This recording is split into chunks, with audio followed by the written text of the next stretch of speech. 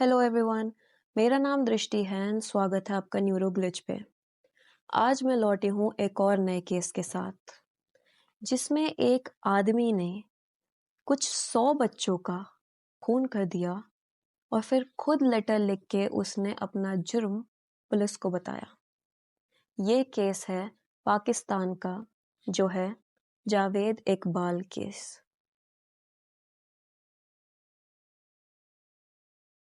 जो भी लोग जावेद इकबाल को जानते थे वो उसे बॉय हंटर के नाम से बुलाते थे, क्योंकि जावेद अपने डिजायर्स को पूरा करने के लिए किसी भी हद तक जा सकता था। जब वो एक टीनेजर ही था तो वो अलग अलग प्रकार के तरीके अपनाता था लड़कों को अपने पास बुलाने के लिए, बट ये सब उसकी चाल थी उन लड़कों को फंसाने की। मोहम्मद अली मुगल, इनके कुछ 8 बच्चे थे और इनमें से जो छठा बच्चा था वो था जावेद इकबाल। इसके पापा एक बहुत बड़े बिजनेसमैन थे और ये लोग अमीर थे। जावेद का जब स्कूल और कॉलेज खत्म हो जाता है तब उसके पापा शादबाग में एक विला दिलाते हैं उसे, जहाँ पे वो एक बिजनेस स्टार्ट करता है स्टील रिकास्टिंग का। 1990 में तो ये भी होता है कि एक लड़के के पापा कंप्लेंट लिखवाते हैं पुलिस में, ये कहते हैं कि उसके बेटे के साथ जावेद ने सेक्सुअल असॉल्ट करा है। पुलिस को जब जावेद नहीं मिलता तो वो उसके पापा और 2 भाइयों को डिटेन कर देते हैं और अपने साथ रखते हैं कस्टडी में 7 दिन तक, बट तब भी जावेद सरेंडर नहीं करता। 8वें दिन पर पुलिस उसके घर से एक लड़के को अरेस्ट करके ले जाती है और तब सामने आता है जावेद और वो आके अपनी फैमिली पे सीधा चिल्लाता है कि आपने कैसे उस लड़के को अरेस्ट होने दिया। और फिर वो पुलिस को कहता है कि अगर आप उस बच्चे को जाने देंगे तो मैं सरेंडर कर दूंगा। जावेद की फैमिली हमेशा उसके लिए कंसर्न रहती थी, तो उन्होंने उसको बार बार बोला कि वो शादी कर ले, बट जावेद हमेशा मना कर देता था। एक दिन वो खुद आता है और बोलता है कि उसने अपने लिए एक लड़की ढूंढ लिया है और वो लड़की उन्हीं लड़कों में से एक की बड़ी बहन होती है। उसका मेन मोटो ये था कि वो उस लड़के को हमेशा अपने साथ रखना चाहता था, इसलिए वो उसकी बड़ी बहन से शादी कर रहा था। उसकी शादी 1983 में होती है, बट वो सिर्फ कुछ महीने ही चलती है। एक बार तो शादबाग का एक बहुत ही इज्जतदार घर था, उनके बेटे के साथ भी उसने उसका असॉल्ट किया। एरिया के जो बड़े बड़े लोग थे उन्होंने इस मैटर को उठाया और फिर वहाँ की एक पंचायत थी, उस पंचायत के सामने जावेद ने अपना जुर्म मान लिया। उसने एक स्टैम्प पेपर पर साइन करा जिस पर लिखा हुआ था कि वो दोबारा ऐसा नहीं करेगा। बाद में उस स्टैम्प पेपर की फोटोकॉपीज हर जगह बांटी गई उस एरिया में। पंचायत के ऑर्डर पर वो 100 दुकानों में भी जाता है और वहां पे जाके उनसे भी माफी मांगता है। थोड़े टाइम बाद जावेद के पापा की डेथ हो जाती है। अब लोग जावेद से बहुत ही गुस्से में होते हैं कि अगली बार वो पकड़ा जाता है तो वो उसकी पिटाई कर देते हैं और फिर वो शादबाग से उसे बाहर निकाल देते हैं। शादबाग में उसने एक वीडियो गेम शॉप खोली थी जिसमें वो लड़कों को टोकन्स सस्ते रेट पर देता था या तो कभी कभी फ्री दे देता था। कभी कभार तो वो एक 100 रुपए का नोट या तो कुछ पैसे नीचे फेंक देता था जमीन पे और ये देखता था कि उसे कौन उठाएगा। फिर वो बोलता था कि उसके पैसे चोरी हो गए हैं और अब सबको सर्च करना पड़ेगा। जो चोर पकड़ा जाता था उसे वो एक अलग कमरे में ले जाता था और उसके साथ एनल इंटरकोर्स करता था। और ये सब करने के बाद वो जो पैसे वो बोल रहा था कि उसके चोरी हो गए हैं वो उसी बच्चे को वापस लौटा देता था। थोड़े समय बाद लोगों ने अपने बच्चों को उसकी शॉप पे जाने से रोक दिया, बट वो इससे भी नहीं रुका। उसने इसके बाद फिश एक्वेरियम स्टार्ट किया, बट जब फिश एक्वेरियम भी नहीं चला तो उसने एक जिम खोला। उसने एक एयर कंडीशन स्कूल भी खोला था उन बच्चों के लिए, सिर्फ उन लड़कों को अट्रैक्ट करने के लिए, जिसका नाम था सनी साइड स्कूल। पर ये आइडिया भी उसका काम नहीं करता क्योंकि कोई भी लोग अपने बच्चों को वहाँ पे भेजने के लिए रेडी नहीं थे। जावेद के फादर की डेथ होने के बाद उसे बहुत सारा पैसा मिलता है।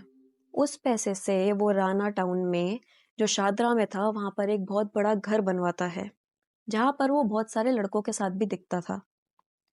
थोड़े समय बाद वो उस घर को बेच देता है और शिफ्ट हो जाता है फतेहगढ़ गाजियाबाद, और वहाँ पर भी वो एक वीडियो गेम शॉप खोल देता है। सितंबर 1998 में इकबाल और उसका एम्प्लॉय अरबाब को 2 लड़के, जिनमें से एक का नाम मसूर था, ये बहुत मारते हैं और 8,000 रुपए लूट लेते हैं इनसे। इकबाल को हेड इंजरी होती है, जिसकी वजह से वो एक हॉस्पिटल में 22 दिन तक बेहोश था।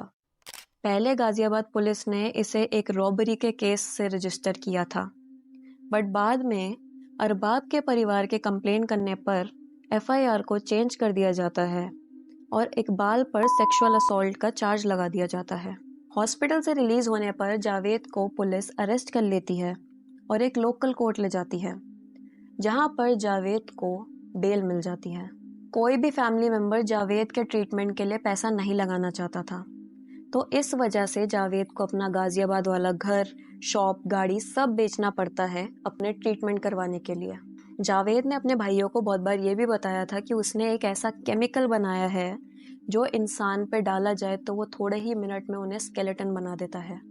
दिसंबर 1999 में वो एक लेटर भेजता है पुलिस को और चीफ न्यूज़ एडिटर को, जो लाहौर न्यूज़पेपर में काम करते थे, ये बताते हुए कि उसने 100 बच्चों का रेप करा है और साथ ही में उनका मर्डर भी। वो बताता है कि ये सारे बच्चे 6 से 16 साल के थे, जो अपने घर से भागे हुए थे या तो ऑर्फन थे, जो रास्ते पे रहते हैं। इन बच्चों का वो सेक्सुअल असॉल्ट करता था, फिर उन्हें जान से मार देता था और फिर उनके बॉडी पार्ट्स को काट कर उन पर एसिड डाल देता था, ताकि किसी को भी कोई एविडेंस ना मिल पाए। इकबाल के घर पे पुलिस और रिपोर्टर्स को खून से सनी हुई दीवारें और फ्लोर मिलता है।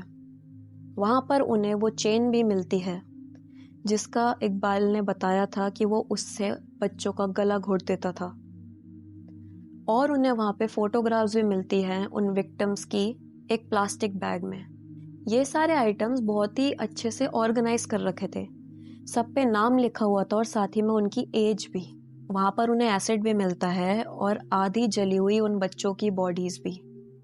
वहां पर जावेद जानबूझ के उन बॉडीज को इस हालत में छोड़ता है ताकि पुलिस उन्हें खुद ढूंढे और खुद देखे ऐसी हालत में। उसने अपने लेटर में ये कहा था कि उसका ये जो क्राइम है अब पूरा हो चुका है और अब वो अपनी जान दे देगा रवि रिवर में डूबकर। पुलिस ये पढ़ने के बाद जब जाती है उस रिवर पर, वो वहां पे नेट्स लगाते हैं और उसे ढूंढना स्टार्ट करते हैं, बट उन्हें रिवर से कुछ नहीं मिलता। तब उन्हें समझ में आ जाता है कि जावेद जिंदा है और वो सबसे बड़ा मैन हंट स्टार्ट करते हैं पाकिस्तान में। हर जगह पुलिस जावेद को ढूंढ रही थी, बट जावेद फाइनली खुद आकर सरेंडर कर देता है। वो एक पाकिस्तान के बहुत बड़े उर्दू लैंग्वेज न्यूज़पेपर के ऑफिस में जाता है और वहां पे कहता है कि उसे सरेंडर करना है। वहां के एम्प्लॉय सोल्जर्स को रिपोर्ट कर देते हैं और वहां की मिलिट्री उस बिल्डिंग को सारी जगह से घेर लेती है। थोड़े समय बाद पुलिस आ जाती है और वो जावेद को अरेस्ट कर लेते हैं। जब इकबाल से पूछा जाता है कि उसने ऐसा क्यों करा था और उसका मोटिव क्या था, तो वो ये बताता है कि पुलिस ने, जो लाहौर पुलिस का उसके और बर्ताव था पहले, उसकी वजह से ही, उस गुस्से की वजह से उसने ये सब करा उन 100 बच्चों के साथ। वो बताता है कि लाहौर पुलिस ने उसे अरेस्ट कर लिया था सेक्सुअल असॉल्ट के चार्जेस पे, और जो विक्टिम था इस सेक्सुअल असॉल्ट का, उसने उसके सर पे इतनी तेज उसे मारा था कि जिसकी वजह से इकबाल बहुत समय तक बेहोश रहा था हॉस्पिटल में। तब भी उस लड़के पे कोई भी चार्जेस नहीं लगाए गए। जावेद बताता है कि उसकी माँ ने ये सब देखा था अपने बेटे के साथ होते हुए, इस वजह से उन्हें एक बहुत ही बुरा हार्ट अटैक आया। तब वो ठान लेता है कि अब वो 100 माँओं को तड़पाएगा और रुलाएगा उनके बेटों के लिए, जैसे जावेद की माँ रोई थी उसके लिए। जब रिपोर्टर्स पूछते हैं जावेद से कि उसे कोई रिग्रेट है, तो वो मना कर देता है। वो कहता है कि उन 100 बच्चों को उसने मारा तो उसे कोई भी रिग्रेट नहीं हुआ, क्योंकि जावेद को इनजस्टिस मिला, इस वजह से उसने ये सब करा। वो ये भी कहता है कि मैं कितने भी बच्चों को मार सकता था, इवन मैं 500 बच्चों को भी मार सकता था, क्योंकि पैसा कभी प्रॉब्लम नहीं है मेरे लिए, बट मैंने प्लेज ली थी कि मैं सिर्फ 100 बच्चों को मारूंगा। वो बताता है कि पुलिस ने जब उसे सेक्सुअल असॉल्ट के चार्जेस पे अरेस्ट करा था पहले, तो उन्होंने उसे बहुत मारा, कि उसका सर फोड़ दिया था, उसकी बैकबोन पे भी लगी थी और उसके पैरों पे भी लगी थी। वो बोलता है कि उसकी माँ जैसे इतना रोई थी उसके अरेस्ट पे, वो चाहता है कि 100 लड़कों की माएँ भी उनके लिए रोएं। जावेद न्यूज़पेपर ऑफिस में जाके सरेंडर इसलिए करता है क्योंकि वो डरता था कि अगर वो सीधा पुलिस के पास गया तो वो उसे जान से मार देंगे। जावेद को डेथ सेंटेंस दी जाती है। वहाँ पर जो जज होते हैं वो ये कहते हैं कि जिस चेन से तुमने उन बच्चों का गला घोट के उन्हें मारा था, उसी चेन से तुम्हें भी मारा जाएगा, उन सारे बच्चों के पेरेंट्स के सामने। और फिर तुम्हारी बॉडी को 100 पीसेस में काटा जाएगा और फिर उन पे एसिड डाला जाएगा, जैसे तुमने उन बच्चों के साथ किया। पर इससे पहले जावेद को सज़ा मिल पाती, 9 अक्टूबर 2001 को जावेद मर जाता है। जावेद और उसका साथी साजिद अहमद मरे हुए पाए जाते हैं अपने सेल में, और ये रूल आउट करा जाता है कि इन्होंने सुसाइड करा है अपनी बेडशीट से अपने आप को हैंग करके। बट जब उनकी डेड बॉडी की ऑटोप्सी करी जाती है तब पाया जाता है कि उनकी डेथ से पहले उन दोनों को मारा था। जब पुलिस जावेद को ढूंढ रही होती है तब वो उसके 4 साथियों को अरेस्ट करते हैं जो उसके 3 बेडरूम वाले घर में रहते थे उसके साथ। थोड़े समय बाद उन चारों में से एक की डेथ हो जाती है पुलिस कस्टडी में, क्योंकि वो विंडो से बाहर कूदकर अपनी जान दे देता है। बट जब पोस्टमार्टम होता है तो पता चलता है कि उस पे फोर्स यूज करा गया था। जावेद इकबाल पाकिस्तान की हिस्ट्री में एक ऐसा सीरियल किलर पाया गया जिसके सबसे ज्यादा विक्टिम्स थे। तो गाइज यही है जावेद इकबाल का केस। अगर आपको ये वीडियो इन्फॉर्मेटिव लगी और आप ऐसी और वीडियोस देखना चाहते हैं तो मेरे चैनल को सब्सक्राइब करिए। मिलते हैं मेरी अगली वीडियो में एक नए केस के साथ। तब तक के लिए अपना ध्यान रखिए। धन्यवाद।